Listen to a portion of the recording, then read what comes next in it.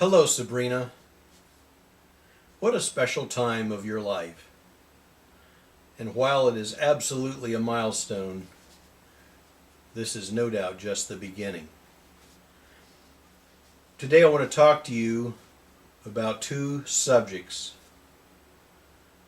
One is the race, and one is the giftedness.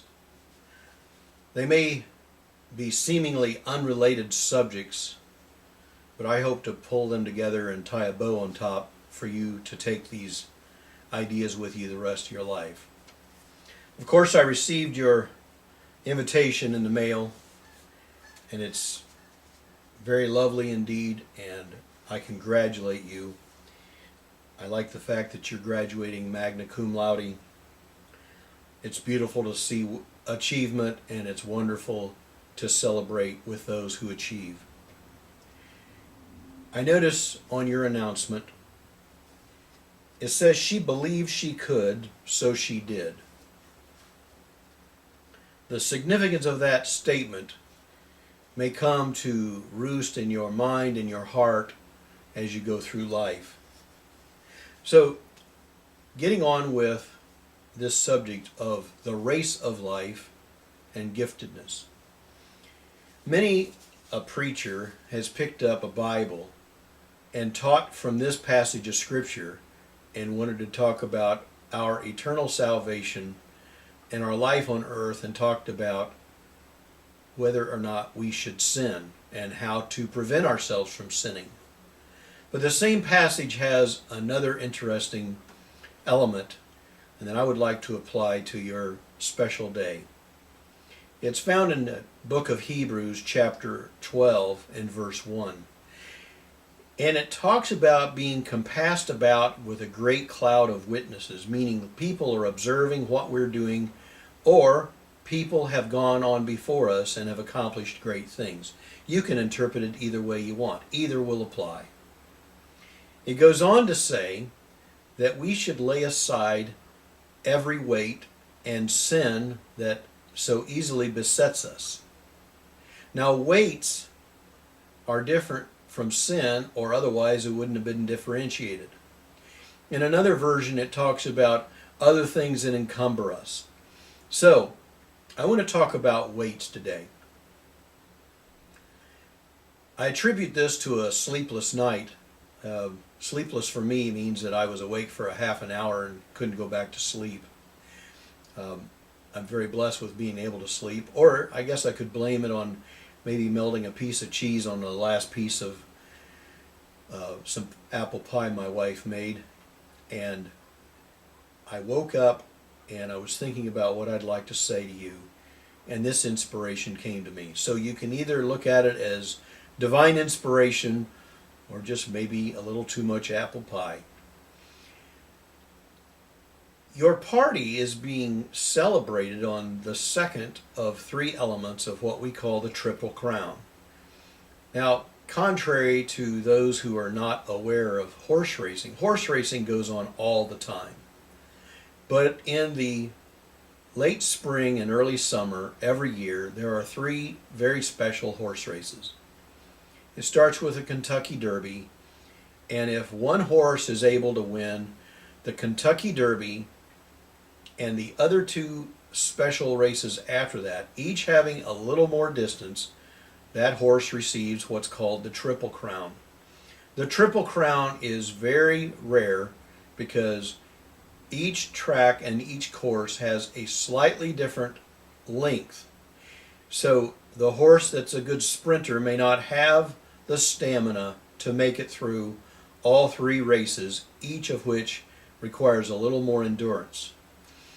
I submit to you that life is kind of like the Triple Crown, and your life is like the Triple Crown.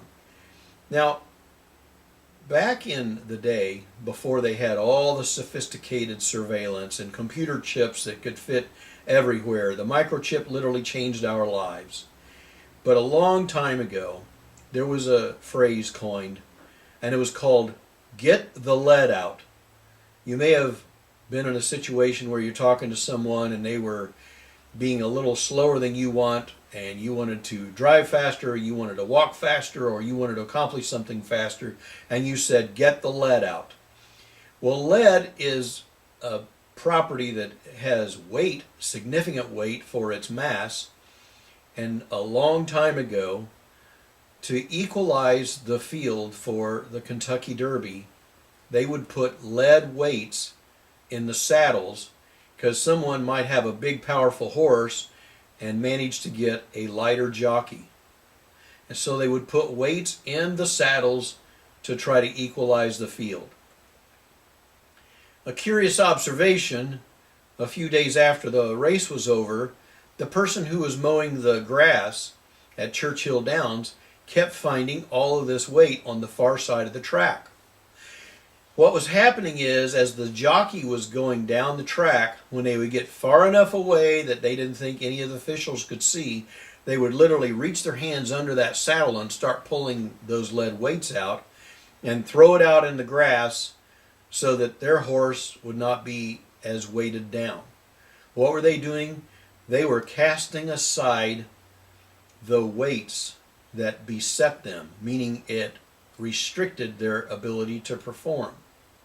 So when you're thinking about the races that you're running, I'm going to submit to you that the first race that you were in was your grade school and high school, and you graduated from high school.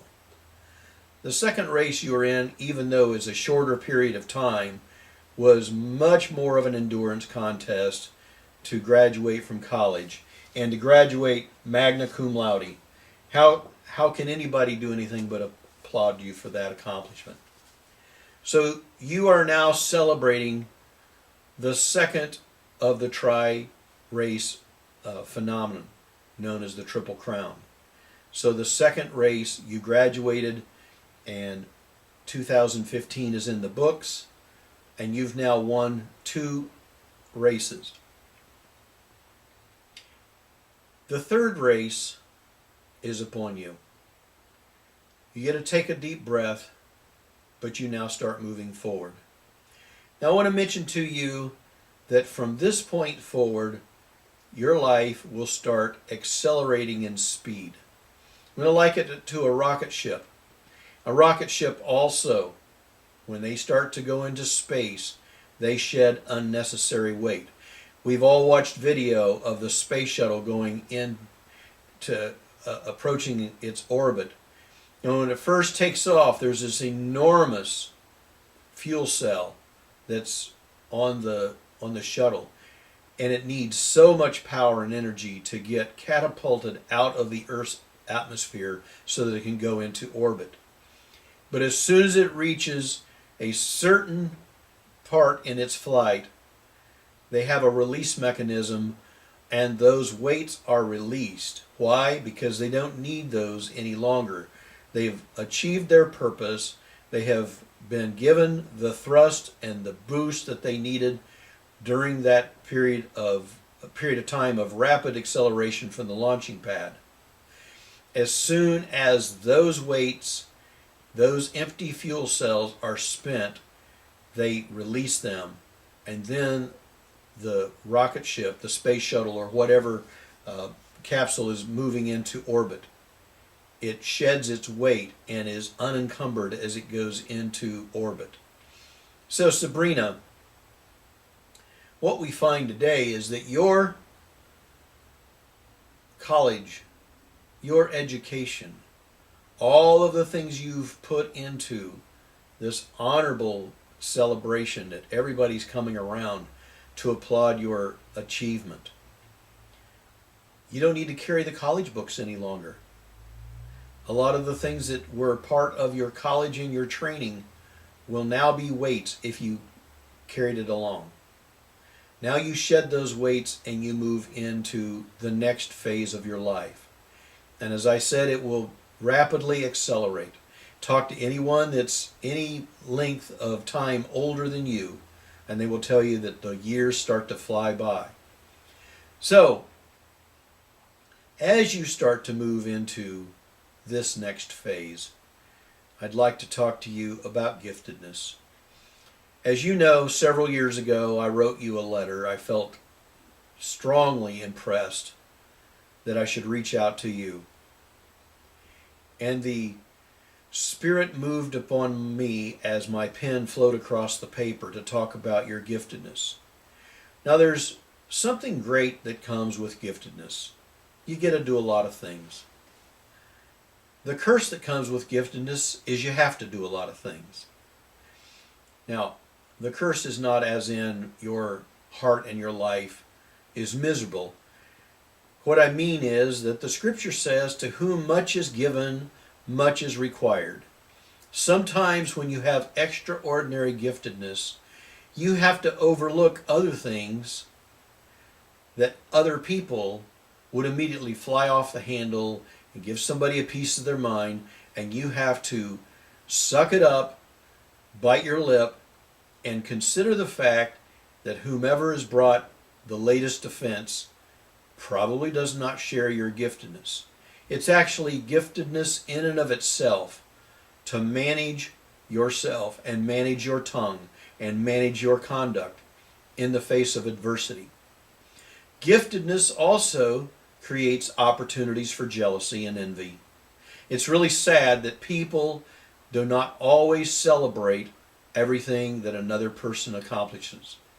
So, as you consider your giftedness, and your gifts begin to make room for you, and your achievements begin to be noticed, and promotions come, as you go through your life, always hold your gifts with open hands, knowing that the giver of the gifts could take them away from us at any moment.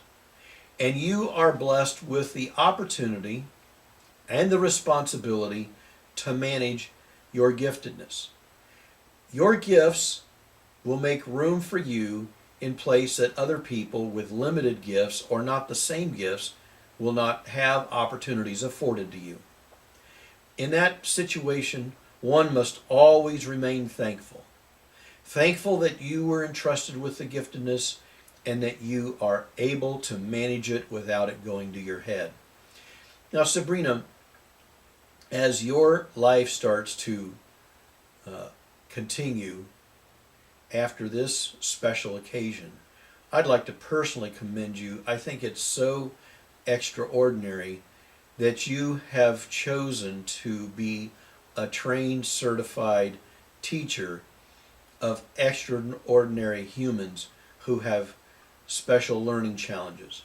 It's one thing for a teacher to teach and to teach a class of people of similar aptitude and similar ability.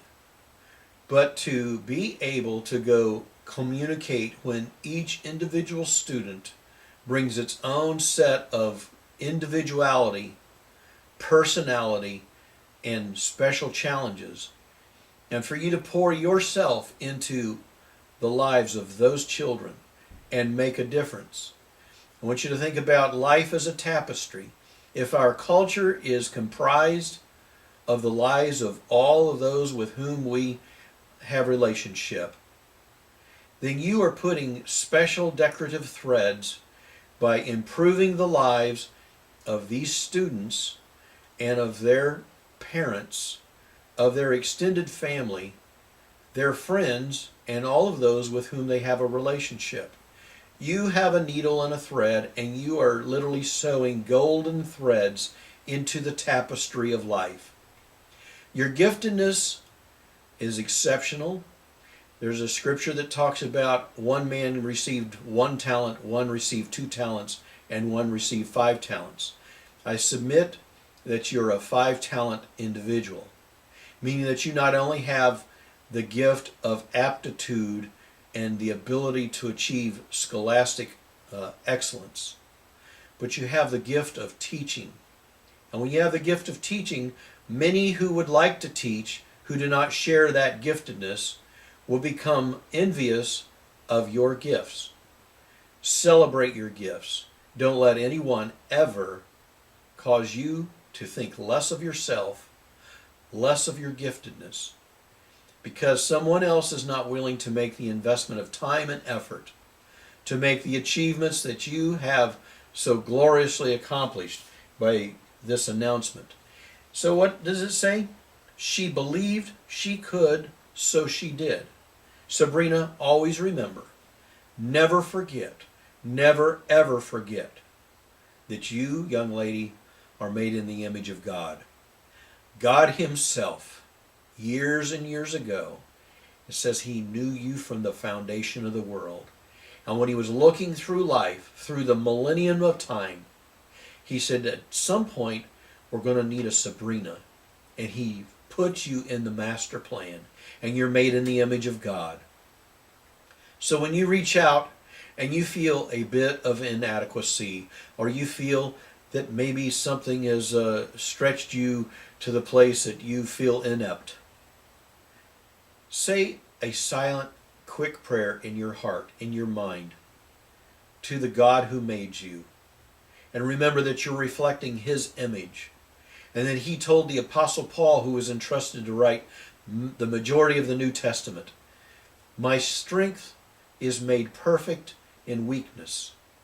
One of the things that happens with gifted people is that they think that they have to do it all, and if that's left unchecked, they get to the place they think they have to do it all because they can do it all. Neither are true. There was one Messiah, none of the rest of us qualify. We cannot save everyone, we cannot help everyone, we cannot touch every grain of sand. What we can do is lean not to our own understanding, but in all our ways acknowledge our Creator. And remember that even our weakness was crafted in His image. Remember that Jesus suffered physical pain, emotional pain, and mental pain when He faced the crucifixion. And He exhibited His emotions during His 3.5-year ministry. So Sabrina, celebrate your giftedness, celebrate this accomplishment, celebrate this milestone. And this is one person who's cheering in the stands because I believe you are one of the Triple Crown winners. You did excellent in high school, the first race. You've done exceptional in college in the second race, and stated she believed she could, so she did. Don't forget your own statement. Continue to believe that you can, and you can. Continue to set goals for yourself to achieve, and you will achieve. As you're running through this race, be careful and discriminate who you let into your life. Be careful of unsafe people. Be careful of encumbrances and weights. So during your giftedness, while you're running and enjoying the race of life, remember to lay aside the weights that will encumber you or beset you. Sabrina, I applaud you. I celebrate you. I am honored to have the opportunity to speak to you and to speak into your life. And I'm unashamed to tell you that I love you. Congratulations on your graduation. And let's watch what God is going to do with His Sabrina and the giftedness with which He entrusted her. God bless you.